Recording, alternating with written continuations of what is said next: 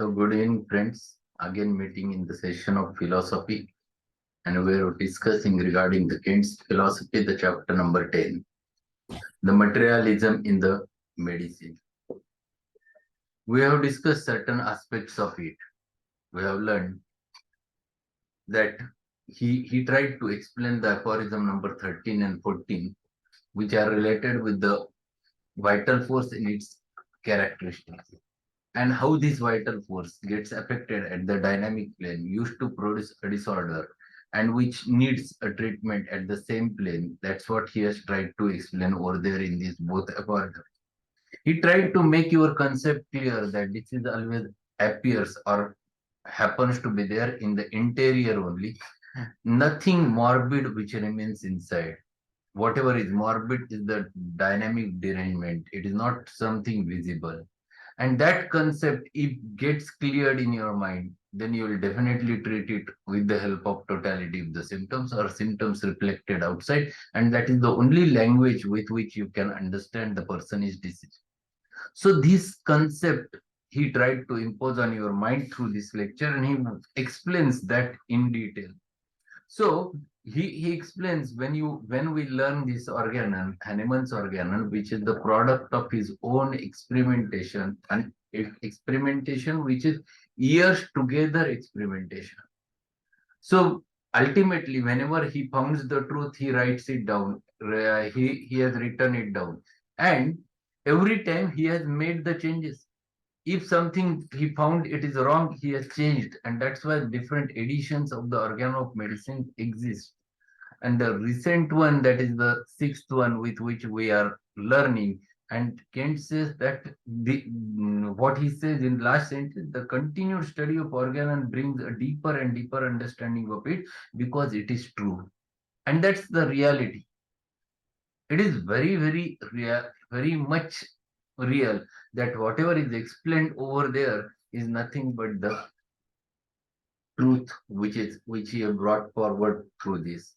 There was one question asked by Navneet, sir, susceptibility and surplus susceptibility, difference between the susceptibility, it is an inherent ability of the human being to react to any external stimuli is called as susceptibility. This is simple. But whenever the susceptibility goes beyond that, higher, more than normal reactions, it is a higher susceptibility.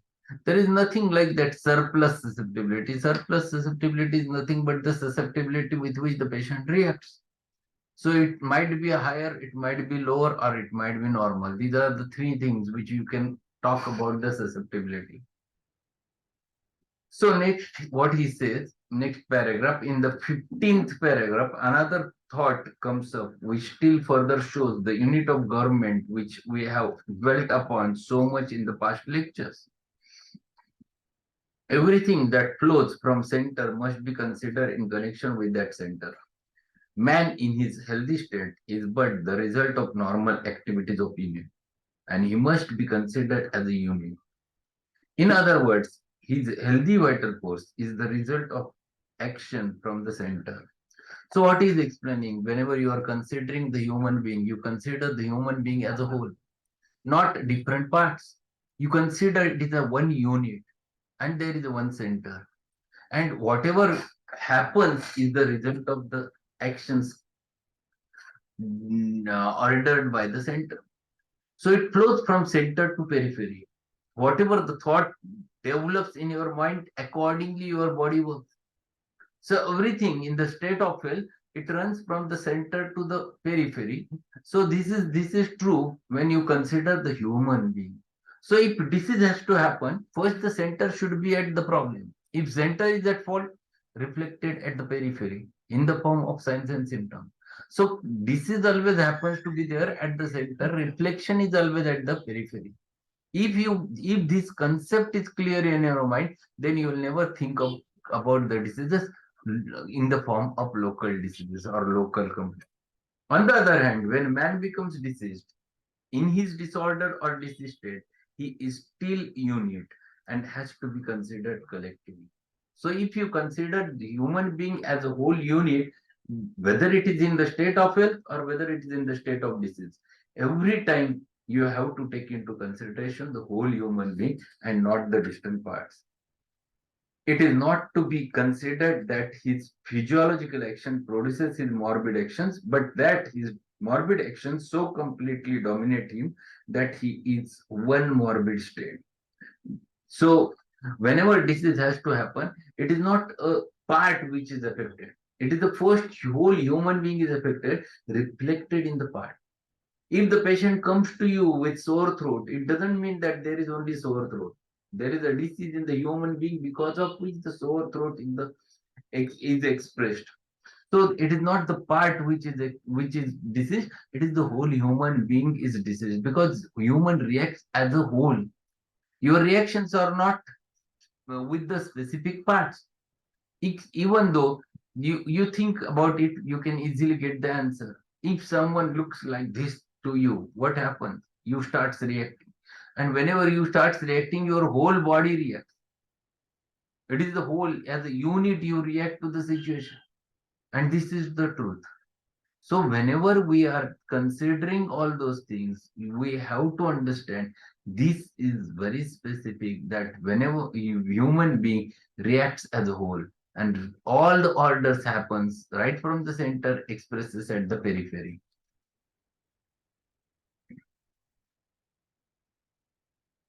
Just a minute.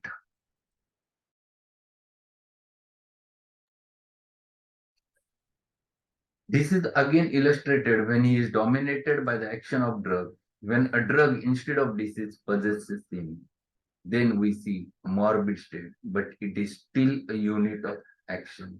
So whether it is a healthy state, it is the same. Whether it is a disease state, it is the same. And this you have to understand that whenever a person reacts, he reacts as a whole unit.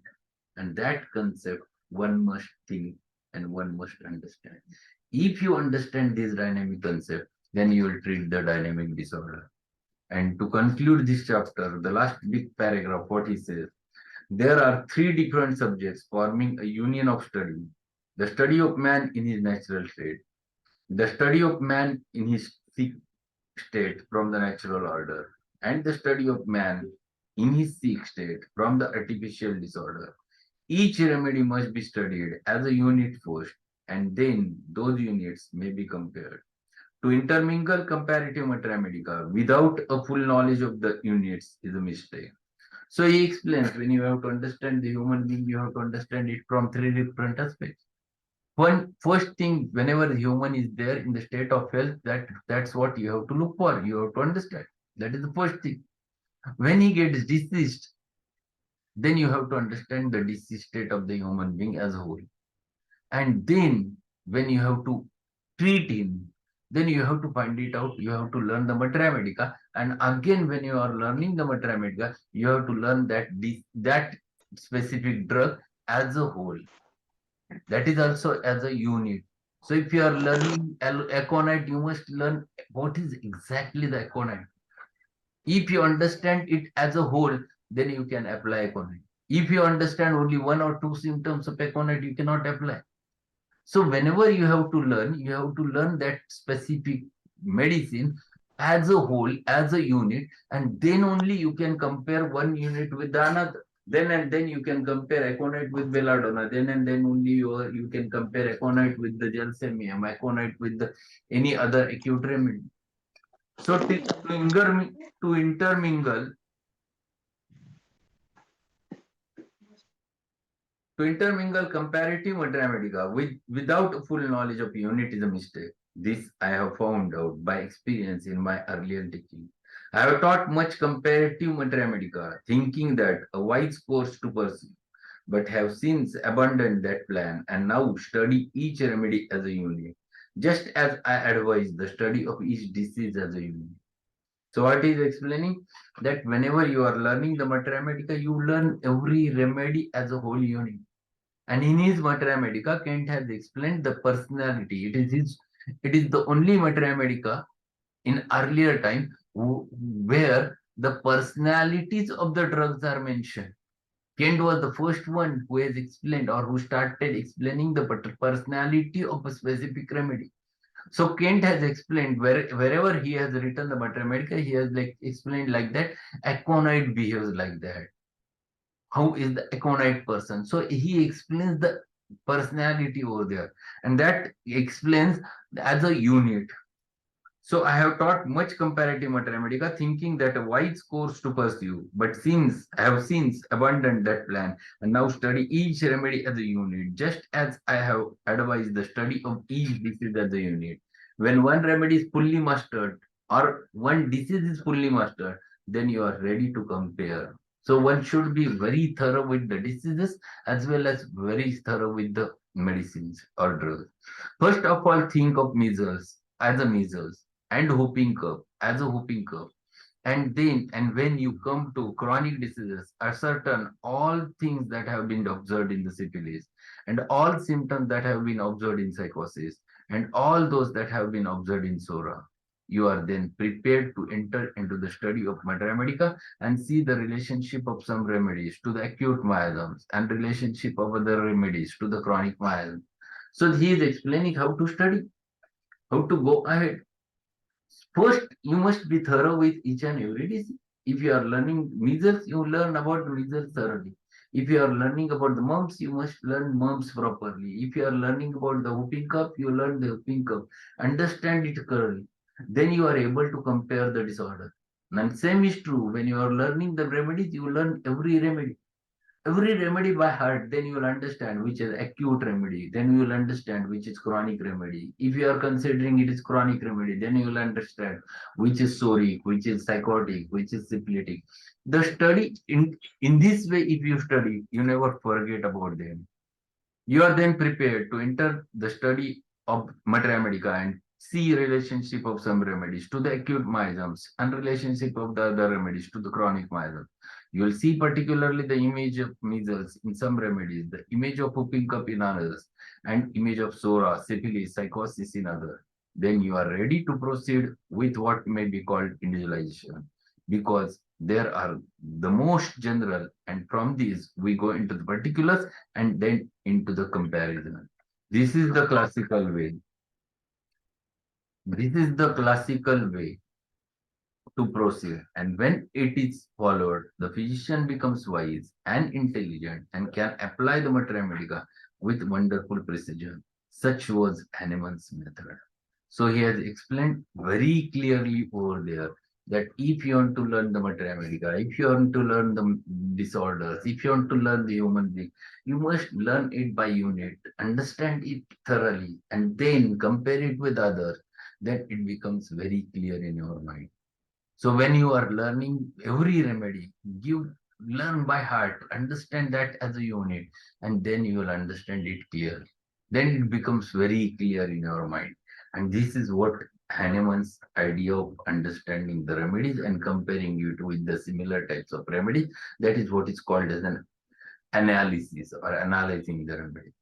So in this chapter, he tried to explain his concept about diseases in detail and how it varies, and where exactly the disease is, where exactly the dynamic disorder happens, and how it reflects at the periphery. So two aphorisms which he tried to explain in this specific chapter with the help of explaining or by giving the name to the chapter Materialism in Medicine. Now tomorrow we'll start with the next chapter, the chapter number 11, where he again starts with the explanation of the further explanation of the aphorisms. Aphorism number, I think, 16, he explains over there. So the role of vital force in the cure, that he tried to explain over there in that chapter, and that we have to learn by heart. It is a big chapter. So we'll start with it in the next lecture. So thank you being there. If any query is there, we can have chat. Otherwise, we'll meet at 8:30 with the second part of Econite. Okay. So we'll meet at 8:30 with the Econite. Thank you being there. And tomorrow, the same timing with philosophy.